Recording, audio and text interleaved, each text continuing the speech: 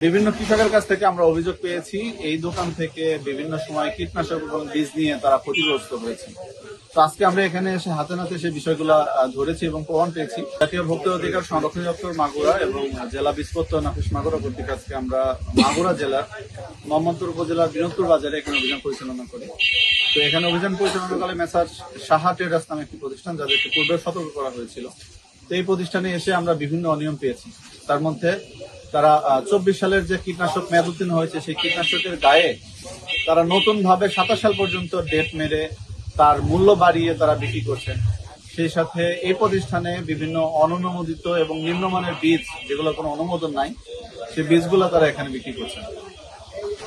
এবং বিভিন্ন কৃষকের কাছ থেকে আমরা অভিযোগ পেয়েছি এই দোকান থেকে বিভিন্ন সময় কীটনাশক এবং বীজ নিয়ে তারা ক্ষতিগ্রস্ত হয়েছে। তো আজকে আমরা এখানে এসে হাতে নাতে সেই বিষয়গুলো ধরেছি এবং প্রমাণ পেয়েছি। এই অপরাধে এই প্রতিষ্ঠানটিকে মেসার সাহা ট্রেডার্সকে আজকে 75,000 টাকা জরিমানা করা হয়েছে এবং এই প্রতিষ্ঠানটা 7 দিনের জন্য বন্ধের নির্দেশনা প্রদান করা হচ্ছে। আর এই সমস্ত প্রতারণা রোধে আমাদের অভিযান চলমান থাকবে। ধন্যবাদ।